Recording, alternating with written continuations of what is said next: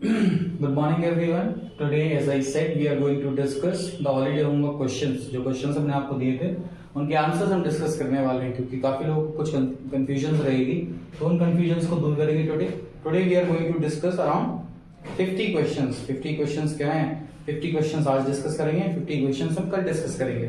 So total of 100 questions we are going to discuss in 2 videos. So जिस question में आपको doubt हो तो 1 to 50 क्वेश्चंस के लिए ये वाला वीडियो, 51 to 100 वाले क्वेश्चंस के लिए जो वीडियो कल डलेगा उसमें जो भी डाउट्स हो आपके वो उसमें सारे क्लियर हो जाएंगे। मैं सारे क्वेश्चंस एक्सप्लेन कर दूंगा so you can right the answers properly.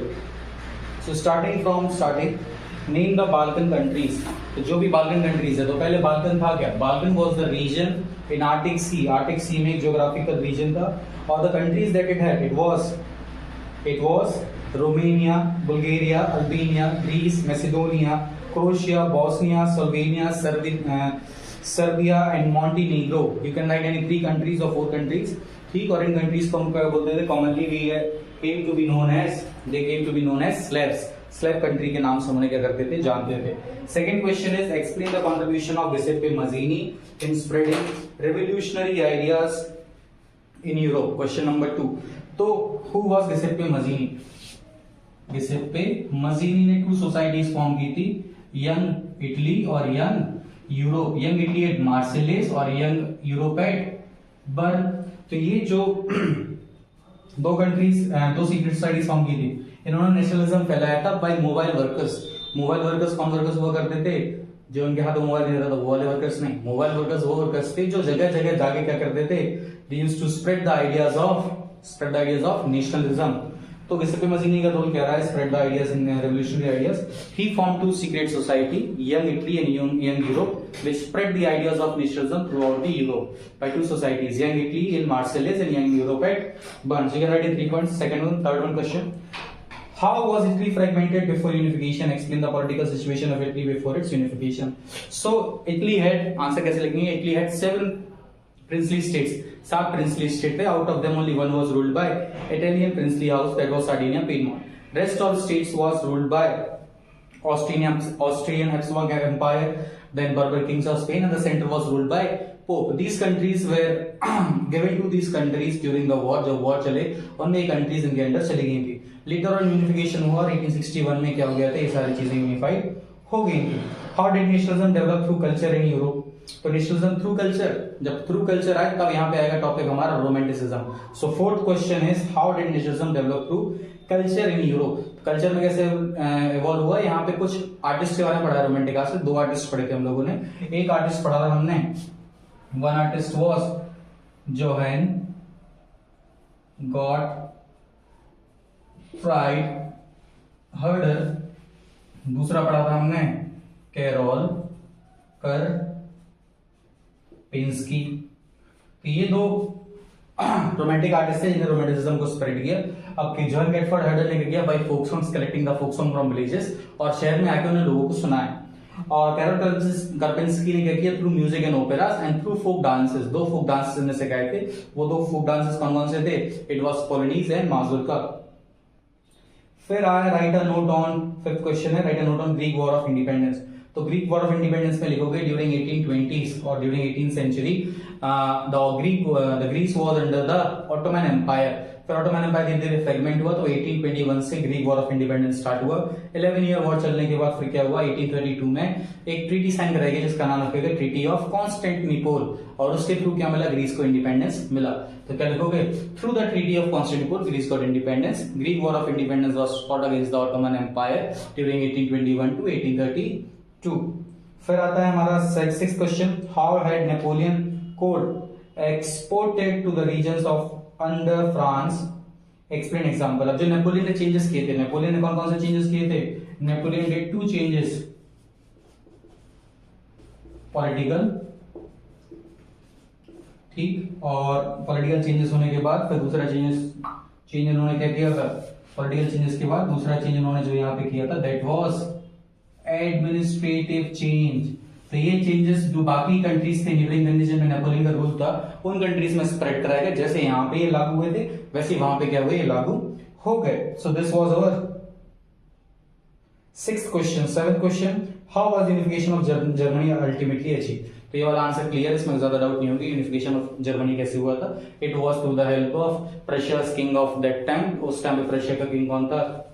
It was William first. William first ने ऑटोमन बिस्मार्क को मदद मांगी। Ottoman Bismarck was chancellor. He was also known by the name iron chancellor. उन्हें क्या बोलते थे? आयरन चांसलर भी बोलते थे। किन्हें? Auto von Bismarck. ठीक, इनकी मदद से 3 वॉर्स लड़े गए। 3 Wars were fought over a period of 7 years। और इस 7 years वॉर में फिर क्या हुआ? लास्टली जीत किसकी हुई? 1871 में यूनिफिकेशन ऑफ जर्मनी हुआ। Question number 8, why in the years 1848 the autocrats of Central and Eastern Europe began to introduce the changes that had already been taken place in the Western Europe before 1815? Explain। अब 1848 में changes इसीलिए लागू करने लगे थे ये लोग। The autocrats of Central and Eastern began to introduce the changes। क्योंकि ये चेंजेस इसलिए करने लगे थे क्योंकि ये जानते थे कि द रेवोल्यूशनरी जो रेवोल्यूशंस पहले हो चुके हैं अब उनमें कोई चेंजेस नहीं आने वाले। आप चाहे इतना कंजर्वेटिज्म को लाने की कोशिश करो लेकिन वो कंजर्वेटिज्म वापस नहीं आएगा, लोग फिर से रेवोल्यूशन करेंगे। इसलिए क्या किया? यहाँ पे 2 चीजें हुई थी। यहाँ पे फ्यूडल सिस्टम को खत्म कर दिया गया था और जो फ्यूडल सिस्टम वाज मेजरली क्या हुआ था यहाँ पे अबॉलिश कर दिया गया था 1848 में। और यही चेंजेस थे कि वहां पे जो चेंजेस लाए गए थे, ठीक, जो एडमिनिस्ट्रेटिव चेंजेस अच्छे थे वही लागू रखा जो नेपोलियन के टाइम पे चलते थे।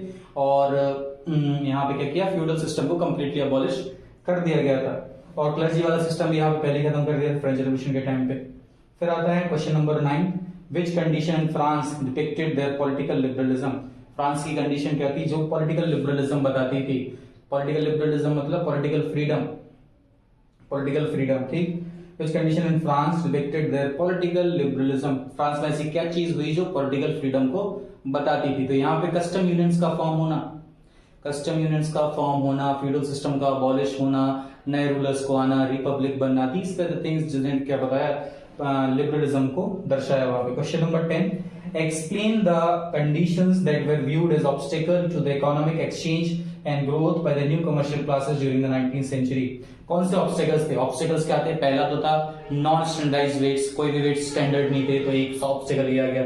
दूसरा मल्टीपल करेंसीज हुआ करती थी तो एक ऑब्स्टेकल लिया गया। तीसरा गिल्ड सिस्टम्स हुआ करते थे। गिल्ड सिस्टम मतलब एक रीजन में किसी एक पर्टिकुलर जो मेजोरिटी हुआ करती थी उनकी क्या रहेगी? मोनोपोली रहेगी। उसके बाद टेरिफ बैरियर्स हुआ करते थे। तो दीज वर ऑब्स्टेकल और इनको क्योर कैसे किया गया? By making changes. सबसे बड़ा चेंज क्या किया गया? 1834 में ज़ोल्वेरिन को बनाया गया था। जब ज़ोल्वेरिन का फॉर्मेशन हुआ, किसका फॉर्मेशन? ज़ोल्वेरिन इन 1834। इसने क्या किया? कस्टम यूनियन था, इसने क्या किया? टेरिफ बैरियर्स को अबॉलिश कर दिया और करेंसीज को कितना कर दिया? 30 से लेके 2 तक। उसके बाद What changes were brought in France after the events of February 1840? February 1814 के बाद क्या चेंजेस हुए? यहाँ पे क्या किया गया? जो मोनार्क बैठे थे, कौन मोनार्क बैठे थे यहाँ पे? जो बर्बन डायनेस्टी के राजा थे उन्हें भगाया गया, यहाँ से हटाया गया, रेवोल्यूशन से हटा दिया और लुई फिलिप को राजा बना दिया 1848 में। ठीक, जब लुई फिलिप राजा बने तो लुई फिलिप को राजा बनाया गया, रिपब्लिक बनाया गया, उसको कॉन्स्टिट्यूशन मोनार्की बनाने की टाइप। फिर कुछ चेंजेस किए गए, अबॉलिशमेंट किया गया। फिर लास्टली जब ये लुइस फिलिप भाग गया वहां से तब क्या करा गया? वहां पे when Louis Philippe ran away from there तब क्या करा गया? राइट टू वर्क और सफरेज लोगों को प्रोवाइड कराई गई। So this was question number 11। Now question number 12, what were the ideas of romantic artist and poets on nationalism? तो रोमांटिक क्या था? यही था जो गॉटफ्राइड और पैर बर्बिंस्की कि जो भी चीज हमें फैलानी है, नेशनलिज्म फैलाना है तो हमें लोगों के कोर तक पहुंचना पड़ेगा। कोर मतलब बेसिक चीजों तक हमें उनके पहुंचना पड़ेगा, जब वही जाके जानेंगे। बेसिक थिंग मतलब रूट, कौन से कहां से जगह से आया है, किस चीज से बिलोंग करता है, तो उन रूट्स तक हमें क्या करना पड़ेगा? पहुंचना पड़ेगा। So that was the thing. अब कौन सी चीजें थी? Folk songs, folk dances, poems, hymn, oaths, ये सारी चीजें। फिर क्वेश्चन नंबर आता है अपना 13, why did nationalist tension emerge in Balkans? तो बाल्कन से पहले ऑटोमन एम्पायर का रूल था बट ओवर टाइम वो ब्रेक डाउन होता चला गया, फ्रेगमेंट होता चला गया। This is question number 13, fragment होता चला गया। तो जिसकी वजह से जो नेबरिंग कंट्रीज थी उन्होंने अपना क्लेम करना स्टार्ट कर दिया कि बाल्कन हमारा रीजन है। मतलब स्लेव कंट्रीज ने क्या कर दिया कि बाल्कन हमारा रीजन है, जिसकी वजह से क्या हुए? सिविल वॉर्स हुए, सिविल वॉर्स इन बाल्कन्स। और लीडर ऑन यही लेट कर गए किसको? वर्ल्ड वॉर फर्स्ट को।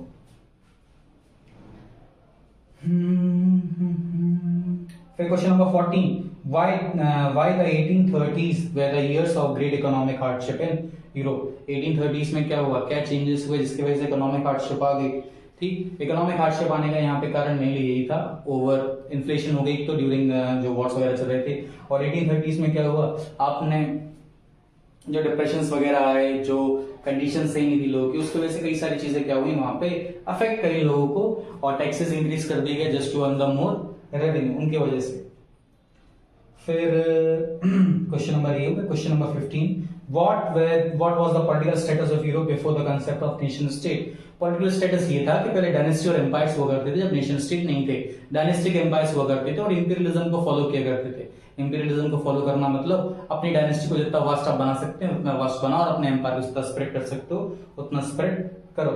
Question number 16, how did the 18th century artist begin personifying a nation as an allegory? 18th century में लोगों ने एक कॉन्क्रीट फॉर्म ऑफ स्ट्रक्चर बनाया एक वुमेन का, वुमेन जो एग्जिस्ट नहीं करती थी, कभी भी ना एग्जिस्ट करेगी, और उनने कुछ सिंबल्स दे दिए जो कि इस पर्टिकुलर चीज को डिफाइन कर रहे हैं। For example statue of liberty, statue of liberty के एक हाथ में थी टॉर्च ऑफ एनलाइटनमेंट जो रास्ता दिखा रही है, और एक हाथ में declaration of right of women. तो ये सारी चीजें यहाँ पे क्या हुई, सिंबल्स थे, और लोगों ने आइडलाइज करना शुरू कर दिया कि जब भी उस एलिगरी को देखेंगे तो उन्हें अपने नेशन की याद आ जाएगी, they will be remembering there nation, उन्हें अपना नेशन इससे याद आ जाएगा। तो ये क्वेश्चन हो गया यहाँ पे। फिर था question number 17, what is allegory, state one example to verify this, ये भी रिपीट किया मैंने। Question number 18, which new social groups emerge after the industrial revolution? Middle class, peasantry class, lower class, ये सारे इमर्ज हुए क्योंकि इन्हें वर्क मिलना स्टार्ट हो गया था। क्वेश्चन नंबर 19, enumerate का मतलब है right, and 3 features of conservative regime set up in Europe after the defeat of Napoleon 1815। 3 features क्या थे? कंजर्वेटिव रेजाइम को फिर से सेटअप किया गया। कंजर्वेटिव रेजाइम कौन थी यहाँ पे? बर्बन डायनेस्टी को फिर से सेटअप किया गया, first point. Second point, censorship को फिर से ला दिया गया, nobody can talk anything bad about the king. और थर्ड जो सोशल ऑर्डर पहले था वही सोशल ऑर्डर फिर से वापस ला दिया गया। Then after this question number 20, what decisions were taken Congress of Vienna? Congress of Vienna में कौन से डिसीजंस लिए गए? कांग्रेस ऑफ वियना में 5 डिसीजन लिए गए थे। पहला, boundaries were set up on the borders of France to stop the expansion of France. Territory annexed under Napoleon were redistributed. German Confederation of 39 states were left untouched. Fourth, Prussia was given the part of Poland. Russia was given the part of Poland and Prussia was given the part of Saxony. ठीक, ये हो गए। कौन कौन से हो गए? पहला, बॉर्डर सेटअप कर दिए गए, रिडिस्ट्रीब्यूट कर दिया गया, और Bourbon dynasty was restored to power. Last point ये, बर्बन डायनेस्टी को रिस्टोर कर दिया गया पावर में। उसके बाद 21 क्वेश्चन है, was there any British nation existing before the 18th century? कोई ब्रिटिश नेशन था? ब्रिटिश नेशन तो नहीं कहेंगे, बट डायनेस्टी जरूर एम्पायर करती थी, क्योंकि कॉन्स्टिट्यूशन ने क्या कर लिया था, पहले हाथ छीन लिया था मोनार्की का, तो एग्जिस्ट करता था 18th सेंचुरी के पहले। सिंपल लिखना 2 लाइन बस। Who were Grimm brothers and how did they contribute to the rise of nationalism in Europe? Question number 22 आप कट कर दो, because it is there in the book but ये पढ़ाया नहीं गया आपको। Question number 22 is not compulsory to do. How was Scotland gradually taken over the British nation? Question number 23। Question number 23, कैसे gradually टेका गया? पहले उन्होंने कल्चर इंपोज किया अपना स्कॉटलैंड पे, जब वो कल्चर में ढलते चले गए, उसके बाद लास्ट में क्या किया उन लोगों ने? 1707 में एक्ट ऑफ यूनियन पास किया, एक्ट ऑफ यूनियन संघ में लाए उसको, और फाइनली फिर क्या किया, जब एक्ट ऑफ यूनियन पास हो गया उसके बाद क्या किया, स्कॉटलैंड को अपने आप में उन्होंने ऐड कर दिया। So it was added by the act of union of 1707। Act of union 1707 का पास हुआ, जिसकी वजह से क्या हुआ, दे वर ऑल एडेड, उन सबको क्या कर लिया गया, ऐड कर लिया गया। Now question number 24, What do you understand by economic liberalism? Economic liberalism का मतलब, economic liberalism means the freedom given to the marketmen, businessmen to do their business and trades freely. That is economic liberalism. फिर question number 25 पे आते हैं, What do you mean by nationalism? बहुत easy है, nationalism से क्या होता है? Sense of collective belonging that we get from the identity of the nation. Mention some factors which give rise to nationalism. Factors क्या क्या हो सकते हैं? देश का नाम, देश की लैंग्वेज, देश का कल्चर। 2 बेसिस फैक्टर्स पे नेशनलिज्म फैलाया गया, कल्चरल बेसिस पे, लिंग्विस्टिक बेसिस पे, फिर बाकी रोमांटिसिज्म भी इन्हीं बेसिस पे फैलाया गया। Right any 3 features of Napoleonic code. अब कई सारे चेंजेस हुए, 3 लिख दो। पहला लिख दो, स्टैंडर्डाइज्ड वेट एंड मेजर्स, ठीक, स्टैंडर्ड्स वेट एंड मेजर्स हो गया। दूसरा स्लेवरी वाज रीइंट्रोड्यूस्ड। तीसरा वाला forceful recruitment of people into army. 3 लिखने, 3 लिख दो। Question number 27, through conservative force though conservative forces were able to suppress liberal movements in 1848 they could not restore the old order। how? हालांकि उन लोगों ने liberal nationalist के सारी चीजें हटा दी, दबा लिया, उन्हें दबोच दिया, बट वो ये बात जानते थे कि जो रेवोल्यूशनरीज है उन्हें हम ज्यादा समय तक सप्रेस नहीं कर सकते, क्योंकि आज नहीं तो कल ही क्या होंगे, फिर से उठेंगे, क्योंकि रिजल्ट वो पहले से देख चुके थे और शाम को बैठने वाले थे नहीं। इसलिए क्या किया, जो 1848 में गवर्नमेंट थी उसने जो चेंजेस 1815 के टाइम पे हुए थे उनको नहीं लगाया, और जो चेंजेस उसके पहले हुए थे उनको फिर से रीइंफोर्स कर दिया। मतलब लिबरल चेंजेस को फिर से उन्होंने क्या करते हैं, रीइंफोर्स कर दिया। मतलब जो चेंजेस नेपोलियन ने किए थे अच्छे चेंजेस, वही चेंजेस को लगा दिया कि लोग खुश रहें, गवर्नमेंट से खुश रहें, क्योंकि वो चाहते थे कि आज की गवर्नमेंट कंजर्वेटिज्म को नहीं चाहती है, ना वो पसंद करेगी।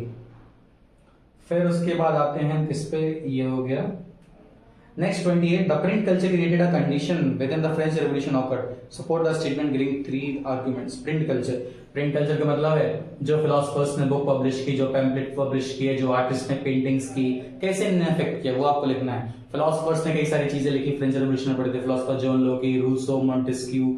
फिर इसमें आपने पढ़े जॉन गॉटफ्राई, कैरल कर्पिंस्की, ठीक। फिर इसमें इसके बाद कैरल कर्पिंस्की हो गया, उसके बाद गिसेप्पे मजीनी, गिसेप्पे गैरिबाल्डी, देन फ्रेडरिक सोरो जिन्होंने पेंटिंग बनाई थी, देन रविंद्रनाथ टैगोर। वो तो इंडिया की बात हो गई, लेकिन फिर भी कैसे प्रिंट कल्चर ने अफेक्ट किया। Print culture affected the French revolution, तो आप लिखोगे philosophers and their books being published and given to the people to read, ये सारी चीजें। फिर question number 29, how did women retaliate to the rights in Germany. How womens retaliate किया, एक छोटा सा पैराग्राफ है ये यूनिफिकेशन जर्मनी के ऊपर। तो वुमेन्स ने क्या किया, womens form the political association. Second point, womens ने अपने न्यूज़पेपर पब्लिश किए। Womens fought for their rights, but उन्हें राइट्स नहीं मिले। हालांकि उन्हें फ्रैंकफर्ट चर्च में बुलाया गया, बट किस लिए बुलाया गया था, they were only called for to see the parliament formation. Parliament formation होते हुए वो क्या कर सकें, देख सके, उन्हें सिर्फ इसीलिए बुलाया गया था। They were called just for the to see how the these things were going on. Question number 30 पे आते हैं, how was food problem solved in Britain after the scrapping of corn laws.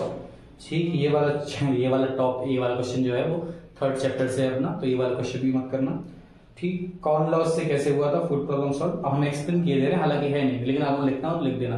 Corn laws क्या थे, corn laws से क्या था कि जो भी गवर्नमेंट क्या होगी, गवर्नमेंट परचेस करती थी कॉर्न फ्रॉम अफ्रीका, इंपोर्ट करती थी, अफ्रीका उसकी कॉलोनी थी, तो जो इंपोर्ट करा रहे थे कॉर्न वो बहुत सस्ता था। बहुत सस्ता मतलब बहुत सस्ता, कंट्री में ग्रो कराओगे वो महंगा पड़ता था, बाहर से इंपोर्ट कराओगे वो सस्ता पड़ता था, इसलिए आदमी बाहर का कॉर्न खरीदता था। इसलिए कॉर्न लॉज को क्या किया गया, यहाँ पे अबॉलिश किया गया, जिसकी वजह से क्या हो सके, लोग कंट्री से ही कॉर्न खरीद सके, जिसकी वजह से जो कंट्री के लोग हैं उन्हें दिक्कत ना हो, इसीलिए कॉर्न लॉ को अबॉलिश किया गया था, स्क्रैप किया गया था। Question number 31, describe the trace of process of German unification. कैसे कैसे हुआ, तो पहले मेरी रेवोल्यूशन लिखोगे, फिर retaliation of women in Germany, later on German unification.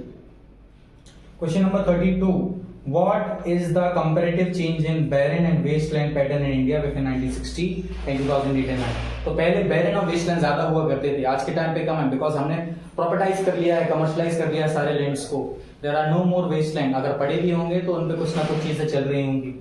Then आता है 33, the earth has enough resources to meet the needs of all but not enough to satisfy the greed of even a one person. तो गांधी जी ने कहा था, there is enough for everyone's need but not for anyone's grid.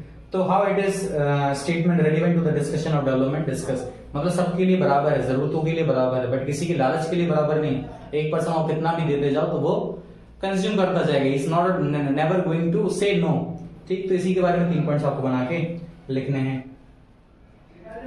फिर biotic resource define करने, question number 34 आप कर लोगे। 35, how transforming helps in checking soil erosion, क्योंकि लेयर्स बना देते हैं, स्टेप्स बना देते हैं, जिससे सॉइल इरोजन क्या हो जाता है, मिनिमम, बहुत कम हो जाता है। Question number 36, explain 3 major problems that have been created due to indiscriminate use of resources by human beings. 3 major problems. First, indiscrimination of the land resources. Second thing, the resources are getting concentrated in one side. Plus second things are there are no more portions for the pasture lands, for the forest, for the trees. Then third one is indiscriminate use करना. There is some people are having issue enough. Some people are having more, some people are having less. एक के हाथ में concentrate होते हैं, जिससे जो people की जिन्हें जरूरत है उनके पास कुछ नहीं है। तो ये आप पॉइंट्स अपने मन से बना के लिख सकते हैं। फिर क्वेश्चन नंबर आता है अपना 37 on the basis of exhaustibility, जो खत्म हो जाए two groups, mention 3 characteristics of each. Exhaustibility के बेसिस पे जो चीजें आती हैं उनको आपको लिखना है यहाँ। 38 planning is widely accepted strategy for judicious and use of resources in a country, justify the statement with 2 relevant points। तो इसमें रिसोर्स प्लानिंग के बारे में लिखना है। रिसोर्स प्लानिंग में बताया था क्या होता है, पहले सर्वे एंड मैपिंग कराई जाती है और रिसोर्स को देखा जाता है कहाँ पे अबंडेंस में है, कहाँ पे कम में है, रीडिस्ट्रीब्यूट किया जाता है फिर इक्वली, कि कहीं पे कमी ना पड़े। दैट इज द गवर्नमेंट और स्टेट को साथ में बैठ के क्या करना पड़ेगा, यहाँ पे रिसोर्स प्लानिंग करनी पड़ेगी, जिसकी वजह से ये देखा जाए कि कोई पोर्शन या सेक्शन ऑफ सोसाइटी यहाँ पे क्या ना रह जाए, खाली ना रह जाए, किसी स्टेट पे किसी चीज की डेफिशिएंसी ना हो जाए। उसके बाद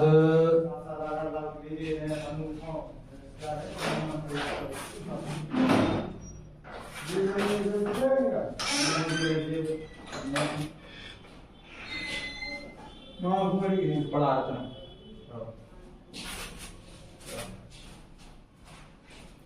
उसके बाद नेक्स्ट क्वेश्चन, कितने क्वेश्चन तक पहुंच गए थे, जुडिशियस यूज। फिर आता है 39 explain the interdependent relationship between nature technology and institution. Nature technology institution and also make a diagram to represent the same. क्या रिलेशन है nature technology institution? Institutions are the building और institute जो क्या करते हैं, नेचर से कोई भी चीज को रिसोर्स को एक्सट्रैक्ट करें और आप तक पहुंचाएं। फॉर एग्जांपल आयरन हो, जो हेमाटाइट होता है हमारा, हेमाटाइट को क्या किया जाता है, वो एक्सट्रैक्ट किया जाता है by the institution, by the machinery, by the technology, और उसे कन्वर्ट करके फिर हमारे यूज में ही लाया जाता है। सो इन तीनों के बीच में क्या रिलेशन है वो आप बना के लिख सकते हो। आप एक ऐसा डायग्राम बना सकते हो, यहाँ पे लिखोगे नेचर टेक्नोलॉजी और इंस्टीट्यूशन, तीनों के बीच में इंटरडिपेंडेंस क्या है, या तो फ्लो चार्ट बना के कर सकते हो या कोई बना के लिख सकते हो। तीनों के बीच में क्या क्या चीज कहां से होती है। नेचर से हेमाटाइट मिला, उसमें टेक्नोलॉजी यूज की, इंस्टीट्यूशन कौन सा है, कोई भी कंस्ट्रक्शन कंपनी है, उसने फाइनल प्रोडक्ट में क्या दिया, आयरन। ये सारी चीजें आप बना के लिख देना। फिर क्वेश्चन नंबर 40 आता है टर्म स्टॉक। स्टॉक टर्म क्या होता है, द प्रोडक्ट और the resources that we have in abundance, जो फर्दर यूज के लिए हम रखे हुए हैं, that is called stock. Question number 41 what should be the area under forest cover to maintain ecological balance? What should be the area under forest cover? तो forest cover कितना होना चाहिए, 1/3 होना चाहिए, आपको पता है 1/3 area of any country should be covered by the forest. Ecological balance बना रहे, इंडिया में है, इंडिया में नहीं है, that's why we are facing heat waves. फिर why is resource planning a complex process? It is a complex process because in India, being a diverse country, India has resources in abundance in some places but in deficit in some places. To redistribute all these resources properly to each section of the society is a very complex process. You have to figure it out by sitting with the state chief minister and the PM. सारी चीजों को साथ में लेके चलना पड़ेगा, तभी ये साथ में आएंगे, मतलब सभी जगह पे प्रॉपरली होगा। That is why it is a very complex process. Question number 43. Coming to question number 43. What was गांधीजी's concern about the resource conservation? Gandhi ji का कहना ये था रिसोर्स कंजर्वेशन पे, कि नेक्स्ट सेंटेंस बोला था, there is enough for everyone's need but not for anyone's greed। तो इसी सेंटेंस को उन्होंने क्या किया, कंप्लीट किया, कंपाइल किया, और ये चाहते थे रिसोर्सेज को सिर्फ जरूरतों के लिए पूरा किया जाए, ना कि लालच के लिए। Describe some important features of black soil. Black soil के बारे में लिखते हैं, कहाँ पे पाई जाती है, these are found in जिस रीजन में पाई जाती है, मोस्टली इन सौराष्ट्र। कौन सी फसल इसमें ग्रो करती है, cotton is best grown in the black soil. फिर पोटेंशियल रिसोर्सेज क्या है, 45 पोटेंशियल रिसोर्सेज। भैया आप में पोटेंशियल है, पोटेंशियल मतलब फ्यूचर यूजेस में आएंगे। पोटेंशियल रिसोर्सेज का मतलब है resources which have the ability but हम उन्हें पूरा 100% यूटिलाइज नहीं कर चुके हैं। Example is solar energy, potential energy है। फ्यूचर में हम और टेक्नोलॉजी डेवलपमेंट कर लें, टेक्नोलॉजिकल डेवलपमेंट कर लें, तो क्या हो सकता है, पोटेंशियल रिसोर्सेज और ज्यादा यूटिलाइज कर सकते हैं, और ज्यादा यूज कर सकते हैं। Question number 46 What is the importance of soil as a resource? Soil की रिसोर्स की क्या जरूरी, बहुत जरूरी है, बिकॉज मेजोरिटी जो हमें चीजें मिलती है दैट बी सॉइल, जिसपे हम पलते हैं, खाते हैं, पीते हैं, that is soil. Everything that we are eating, the fruits, vegetables और anything that we are feeding directly और indirectly is coming from soil, so it is very important.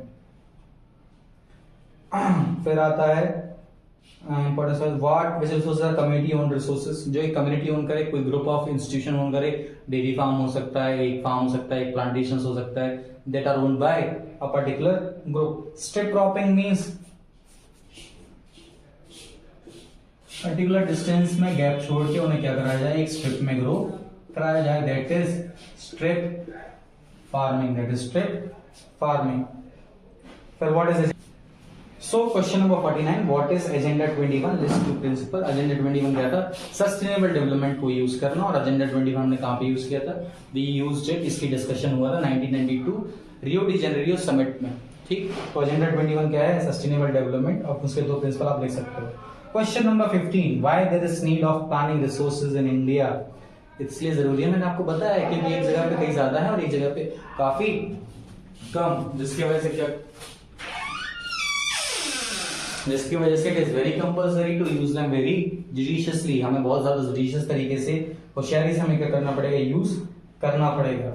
फिर आता है next question number 51, differentiate between net sown area and cultivated land. Net sown area वो होता है वो area जो एक साल में एक कल्टीवेशन उसमें ग्रो कराई गई है, that is net sown area. फिर आते हैं कल्टीवेबल लैंड। कल्टीवेबल लैंड का मतलब है उस जमीन में खेती हो सकती है, हालांकि वो नेट सोन नहीं कराया या फिर बंजर छोड़ दिया एक साल के लिए, 2 साल के 3 साल के लिए, but that is cultivable land. Cultivable land का मतलब उसमें खेती हो सकती है, that is fertile, that is not barren, that is not barren, मतलब उसमें खेती नहीं हो सकती, ऐसा नहीं है, बैरन नहीं है, that is just left fallow for particular 1 or 2 years, but उसमें खेती हो सकती है। तो वो आते हैं हमारे किसमें, कल्टीवेबल लैंड में। नेट सोन एरिया में वो आते हैं वो एरिया जिसमें एक कल्टीवेशन कराई गई है एक ईयर में, एक साल में कोई एक कल्टीवेशन या क्रॉप को ग्रो कराया है।